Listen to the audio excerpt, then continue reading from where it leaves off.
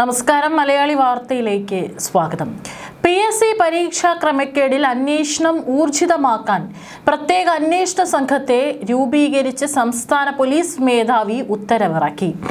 IG Ajitha ബീഗമായിരിക്കും SITയെ നയിക്കുക എന്നാണ് DGPയുടെ ഉത്തരവിൽ പറയുന്നത്. SP സക്രിയ മാത്യു, DYSP അജയ് നാഥ് എന്നിവരാണ് മറ്റംഗങ്ങൾ. ക്രൈംബ്രാഞ്ച് ADGPയുടെ നേരിട്ടുള്ള മേൽനോട്ടത്തിൽ നടക്കുന്ന അന്വേഷണത്തിന്റെ പുരോഗതി റിപ്പോർട്ട് 2 ആഴ്ച കൂടുമ്പോൾ സമർപ്പിക്കണമെന്നും DGPയുടെ ഉത്തരവിൽ നിർദ്ദേശമുണ്ട്. PSC പരീക്ഷാ ക്രമക്കേടിൽ ഒരേ സമയം 2 അന്വേഷണമാണ് നടക്കുന്നത്. PSC ആഭ്യന്തര വിജിലൻസും ക്രൈംബ്രാഞ്ചുമാണ് വ്യത്യസ്തങ്ങളായ അന്വേഷണം നടത്തുന്നത്. ആസൂത്രണ ബോർഡിലെ നിയമനത്തിനുള്ള പരീക്ഷയിൽ ക്രമക്കേടെന്ന പരാതിയിൽ PSC നിയോഗിച്ചതനുസരിച്ച് ആഭ്യന്തര വിജിലൻസ് SP അന്വേഷണം തുടങ്ങി. ഇതിനൊപ്പമാണ് മന്ത്രിസഭാ തീരുമാനപ്രകാരം ക്രൈംബ്രാഞ്ചും അന്വേഷണം തുടങ്ങുന്നത്. ക്രൈംബ്രാഞ്ചിനെ ചുമതലപ്പെടുത്തി ആഭ്യന്തര വകുപ്പ് ഉത്തരവിറക്കിയിരുന്നു. PSC പരീക്ഷ നടത്തിപ്പുമായി ബന്ധപ്പെട്ട് അടുത്ത കാലത്തുണ്ടായ ആരോപണങ്ങളിലാണ് ക്രൈംബ്രാഞ്ച് അന്വേഷണം നടത്തുക. ലോക മാതൃക എന്ന മട്ടിൽ പിണറായി വിജയൻ നിരന്തരം അവതരിപ്പിച്ചുകൊണ്ടിരുന്ന കേരള പബ്ലിക് സർവീസ് കമ്മീഷൻ ചെയർമാനും അംഗങ്ങളും അറസ്റ്റ് ഭയന്ന് മുൻകൂർ ജാമ്യം ഹൈക്കോടതിയിൽ മൂവ് ചെയ്യാനുള്ള നിയമോപദേശം തേടിയതായി സൂചന. ചെയർമാനെയും അംഗങ്ങളെയും എപ്പോൾ വേണമെങ്കിലും അറസ്റ്റ് ചെയ്യാം എന്നതാണ് അവസ്ഥ. സഖാക്കളെയും സഖാത്തികളെയും അവരുടെ ബന്ധുക്കളെയും സംസ്ഥാനത്തെ മേനിയുള്ള ഉന്നത തസ്തികകളിൽ പ്രതിഷ്ഠിക്കാൻ പിണറായി സർക്കാർ നടത്തിയ ഹീനമായ ശ്രമങ്ങൾ വലിച്ചു പുറത്തിട്ട് ഉത്തരവാദികളെ അകത്താക്കാനുള്ള ശ്രമമാണ് പിണറായി നടത്തുന്നത്. അഴിമതിയിൽ മുങ്ങി നിൽക്കുന്ന PSCയിലേക്ക് പോലീസിന്റെ ക്രൈംബ്രാഞ്ച് സംഘത്തെ നിയോഗിച്ചതിലൂടെ കർശന നടപടിയിലേക്കാണ് സർക്കാർ കടന്നിരിക്കുന്നത്. ടീം അംഗങ്ങളെ തെരഞ്ഞെടുക്കാനുള്ള അധികാരം IG അജിത ബീഗത്തിന് കൈമാറിയ ആഭ്യന്തരമന്ത്രി രമേശ് ചെന്നിത്തല അന്വേഷണ ഉദ്യോഗസ്ഥയ്ക്ക് ഏറ്റവും അനുയോജ്യമായ ടീമിനെ നൽകുമെന്നും ഉറപ്പാക്കി. SP, DYSP റാങ്കിലുള്ള 2 പേർ കൂടി ടീമിന്റെ ഭാഗമാകും. ടീമിന്റെ പ്രവർത്തനം തുടങ്ങിക്കഴിഞ്ഞു. PSCക്ക് ഭരണഘടനാ സംരക്ഷണം നൽകാനുള്ള എല്ലാ പ്രത്യേക നിയമങ്ങളും സർക്കാർ എടുത്തു കളഞ്ഞു. കഴിഞ്ഞ ദിവസങ്ങളിൽ ചർച്ച നടത്തിയ മുഖ്യമന്ത്രി VD സതീശനും രമേശ് ചെന്നിത്തലയും അന്വേഷണത്തിന്റെ പല സാധ്യതകളും പരിശോധിച്ചിരുന്നു. വിജിലൻസിന്റെ പ്രത്യേക സംഘത്തെ നിയോഗിക്കാൻ ഒരു ഘട്ടത്തിൽ ആലോചിച്ചെങ്കിലും PSC, ജുഡീഷ്യറി, നിയമസഭ എന്നിവയിൽ അന്വേഷണം നടത്തുന്നതിൽ വിജിലൻസിനുള്ള നിയന്ത്രണം സർക്കാർ കണക്കിലെടുത്തു. 3 ഇടങ്ങളിലും അന്വേഷിക്കാനുള്ള അധികാരത്തിൽ വ്യക്തത വരുത്തി വിജിലൻസ് ചട്ടം ഇന്നലെ ഭേദഗതി ചെയ്തെങ്കിലും ക്രൈംബ്രാഞ്ച് തന്നെയാണ് ഉചിതമെന്ന് ആത്യന്തികമായി വിലയിരുത്തി. ഇക്കാര്യം മന്ത്രിസഭയിൽ ചൂണ്ടിക്കാട്ടിയ മുഖ്യമന്ത്രി PSCയുടെ കാര്യത്തിൽ സർക്കാർ കർശന നടപടിയിലേക്ക് നീങ്ങുകയാണെന്നും അറിയിച്ചു. മന്ത്രിസഭ ഒന്നടങ്കം മുഖ്യമന്ത്രിക്കും ആഭ്യന്തരമന്ത്രിക്കും പിന്തുണ പ്രഖ്യാപിച്ചു. PSC ഭരണഘടനാ സ്ഥാപനമാണെങ്കിലും അതിന്റെ സംരക്ഷണം കേസന്വേഷണത്തിൽ ലഭിക്കില്ല. അന്വേഷണത്തിൽ നിയമപരമായ തുടർ നടപടികൾ സ്വീകരിക്കുന്നതിൽ ക്രൈംബ്രാഞ്ചിന് മേൽ നിയന്ത്രണം ഉണ്ടാവില്ല.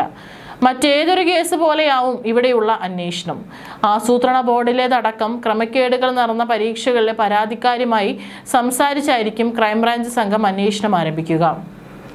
ഇവരിൽ നിന്ന് ലഭിക്കുന്ന വിവരങ്ങളുടെ അടിസ്ഥാനത്തിൽ PSC അധികൃതരെ ചോദ്യം ചെയ്യുന്നതടക്കമുള്ള നടപടികളിലേക്ക് കടക്കാം. PSCയിൽ പരിശോധന നടത്തി രേഖകൾ അടക്കം പിടിച്ചെടുക്കാനും അധികാരമുണ്ട്. അതായത് സ്വർണ്ണക്കൊള്ള നടത്തിയ ദേവസ്വം ബോർഡിന്റെ അവസ്ഥയിലെത്തി നിൽക്കുകയാണ് PSC. മുഖ്യമന്ത്രിയുടെ ലക്ഷ്യം പുതിയ തലമുറയായതിനാൽ PSCക്കെതിരെ താൻ നടത്തുന്ന എല്ലാ നടപടികൾക്കും യുവജനങ്ങളുടെ പിന്തുണ ലഭിക്കുമെന്ന് മുഖ്യമന്ത്രി കരുതുന്നു. ക്രമക്കേട് തെളിഞ്ഞാൽ ക്രിമിനൽ കുറ്റമായി കണക്കാക്കി അറസ്റ്റിലേക്ക് വരെ നീങ്ങാം. അന്വേഷണം ക്രൈംബ്രാഞ്ചിന് കൈമാറിയതോടെ നിലവിൽ PSCയിൽ വിജിലൻസ് ഉദ്യോഗസ്ഥൻ നടത്തുന്ന പരിശോധന അപ്രസക്തമാകും. ക്രമക്കേടുകളുമായി ബന്ധപ്പെട്ട് ഇതുവരെ ശേഖരിച്ച വിവരങ്ങൾ അദ്ദേഹം ക്രൈംബ്രാഞ്ചിന് കൈമാറും. PSCയിലെ ക്രമക്കേട് ആരോപണത്തിൽ ക്രൈംബ്രാഞ്ചിന്റെ അന്വേഷണം വരുന്നത് ആദ്യമാണ്. ആസൂത്രണ ബോർഡ് പരീക്ഷാ ക്രമക്കേടിൽ ഉൾപ്പെടെ ക്രൈംബ്രാഞ്ച് അന്വേഷണം പ്രഖ്യാപിച്ചതിന് പിന്നാലെ 2023 റാങ്ക് ലിസ്റ്റ് പ്രസിദ്ധീകരിച്ച 642 കാറ്റഗറികളിലെ ഉത്തരക്കടലാസുകൾ നശിപ്പിക്കാൻ PSC ഉത്തരവിട്ടു. തെളിവുകൾ നശിപ്പിക്കാനാണ് ശ്രമമെന്ന ആരോപണം ശക്തമായി. ഇതിനും പിടി വീണു കഴിഞ്ഞു. അന്വേഷണ ഘട്ടത്തിൽ ഒരു രേഖയും നശിപ്പിക്കാൻ പാടില്ലെന്ന വ്യക്തമായ സന്ദേശം അന്വേഷണ സംഘം PSC സെക്രട്ടറിക്ക് നൽകി കഴിഞ്ഞു. ഇന്ത്യയിൽ ആകെ PSC നിയമനങ്ങളുടെ 60% നടക്കുന്നത് നമ്മുടെ കേരളത്തിലാണ്. 2025 മാത്രം PSC വഴി സർക്കാർ 36,813 നിയമനങ്ങൾ നടത്തി. തുടർച്ചയായി 3-ാം വർഷം 30,000-ലധികം പേർക്ക് സർക്കാർ ജോലി നൽകാൻ സാധിച്ചു. 2016 മെയ് മുതൽ 2025 ഒക്ടോബർ 30 31 വരെ PSC മുഖേന ആകെ 3,773,000 നിയമനങ്ങളാണ് നടന്നത്. ഇത് ചരിത്രമാണ്. സംസ്ഥാനത്ത് 30,000-ഓളം പുതിയ തസ്തികകൾ സൃഷ്ടിച്ച് കൂടുതൽ തൊഴിലവസരങ്ങൾ ഉറപ്പാക്കി. യുവതലമുറയ്ക്ക് സർക്കാർ ജോലി എന്ന സ്വപ്നം കാണാനും അത് യാഥാർത്ഥ്യമാക്കാനും കഴിയുന്ന ഒരു നവയുഗം വിരിയുകയാണ് കേരളത്തിൽ. ഭരണത്തിന്റെ 3-ാം വർഷം ഇടതുമുന്നണി നടത്തിയ അവകാശവാദ പരസ്യങ്ങളിൽ ഒന്നാണ് ഇത്. എന്നാൽ തിരഞ്ഞെടുപ്പിൽ ഇടതുമുന്നണി തോറ്റ് ഐക്യജനാധിപത്യ മുന്നണി അധികാരമേറ്റതിൽ പിന്നെ PSCയെ കുറിച്ച് സർക്കാരിന്റെ മുന്നിൽ കുമിഞ്ഞുകൂടുന്ന പരാതികൾ നിരവധിയാണ്. പബ്ലിക് സർവീസ് കമ്മീഷൻ CPMന് മാത്രം സർവീസ് നടത്തുന്ന കമ്മീഷനായി മാറിയെന്നാണ് ആരോപണങ്ങൾ തെളിയിക്കുന്നത്. PSC ഇത്തരത്തിൽ കച്ചവടം അടിക്കുമെന്ന് ആരും സ്വപ്നത്തിൽ പോലും കരുതിയില്ല.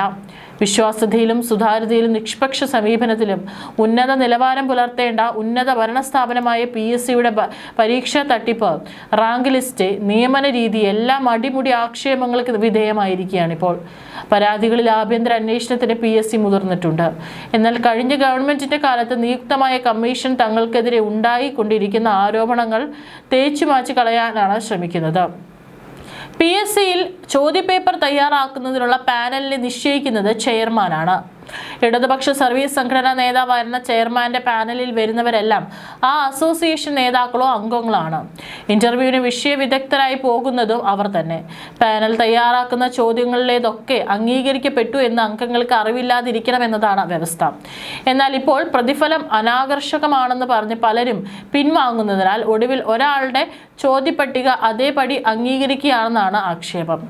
ചെയർമാന്റെ സുഹൃത്തുക്കൾ തയ്യാറാക്കുന്ന ചോദ്യവലിക്ക് എന്ത് രഹസ്യ സ്വഭാവമാണുള്ളത്? ഇടതുമുന്നണി സർക്കാരിന്റെ കാലത്ത് ദേവസ്വം റിക്രൂട്ട്മെന്റ് ബോർഡിൽ വരെ നടന്ന പരീക്ഷകളുടെ പരിശുദ്ധി ഇതിനകം ചോദ്യം ചെയ്യപ്പെട്ടിട്ടുണ്ട്. ഫിഷറീസ് വകുപ്പിൽ കുറച്ചു മുമ്പ് നടന്ന പരീക്ഷയിൽ ചോദ്യപേപ്പർ തയ്യാറാക്കിയതും അഭിമുഖത്തിന് വന്നതുമൊക്കെ ഒരു സർവകലാശാലയിലെ അധ്യാപകർ. അവർ സ്വന്തക്കാർക്ക് പരീക്ഷാ പരിശീലനവും മോക്ക് ഇന്റർവ്യൂവും ഒക്കെ നടത്തി യോഗ്യരെ തയ്യാറാക്കി നിർത്തി. പരീക്ഷയും മറ്റ് അഭ്യാസങ്ങളും കഴിഞ്ഞ് നിയമന പട്ടിക വന്നപ്പോൾ മുകളിലുള്ള 35-ലേറെ പേർ ഒരേ സർവകലാശാലയിൽ പഠിച്ചിറങ്ങിയ ഒരേ പാർട്ടിക്കാർ. അസ്വാഭാവികത തോന്നി അന്വേഷണം വേണമെന്ന് ഫിഷറീസ് ഡയറക്ടർ തന്നെ ഗവൺമെന്റിനോട് ആവശ്യപ്പെട്ടു. ഒന്നും നടന്നില്ല. ആക്ഷേപാർഹമായ രീതിയിൽ നിയമനം നേടിയവരുടെ പ്രൊബേഷൻ പിടിച്ചുവെച്ച മേലുദ്യോഗസ്ഥനെ സ്ഥലം മാറ്റി. ഈ മേലുദ്യോഗസ്ഥൻ തന്നെയാണ് ഇപ്പോഴത്തെ സർക്കാരിന് വിവരങ്ങൾ കൈമാറിയതെന്ന് കരുതാം. PSCയിൽ മറ്റ് ജോലികളിലുള്ളവരെ താൽക്കാലികമായി പ്രിസം പാനലിൽ ഭാഗിക ജോലിക്കാരായി എടുക്കും. കാഷ്വൽ ജോലിക്കായി PSC തന്നെ കാണുന്ന ഈ തൊഴിൽ വിഭാഗത്തിലുള്ളവർ അസിസ്റ്റന്റ് ഇൻഫർമേഷൻ ഓഫീസർ നിയമനത്തിനു ഈ പരിചയം കാണിച്ച് അപേക്ഷിച്ചപ്പോൾ തള്ളിപ്പോയി. എന്നാൽ സർക്കാരിന്റെ പ്രചാരണ പരിപാടികൾക്കായി നിയമിക്കപ്പെട്ട സ്വന്തക്കാർ വഴിയാധാരമാകുമെന്ന് കണ്ട് പാർട്ടി ഇടപെട്ടു. അതോടെ അസാധാരണ വേഗത്തിൽ തിരുത്തിയ പുതിയ പ്രവൃത്തി പരിചയ സർട്ടിഫിക്കറ്റ് PSC ഓഫീസിലെത്തിച്ച് അവർ റാങ്ക് പട്ടികയിൽ കയറിക്കൂടി. സാധാരണഗതിയിൽ തിരുത്തിയ സർട്ടിഫിക്കറ്റ് ഹാജരാക്കുന്നവരെ ആജീവനാന്തം വിലക്കുന്ന PSC ആണ് ഇത് ചെയ്തതെന്ന് ഓർക്കണം. യൂണിവേഴ്സിറ്റി കോളേജിലെ കത്തിക്കുത്ത് കേസിലെ പ്രതി PSC പരീക്ഷയിൽ 1-ാം റാങ്ക് നേടി. പ്രതിയുടെ വീട് റെയ്ഡ് ചെയ്തപ്പോൾ കണ്ടെടുത്തത് കേരള സർവകലാശാലയുടെ എഴുതാത്ത ഒരു പിടി ഉത്തരക്കടലാസുകളാണ്.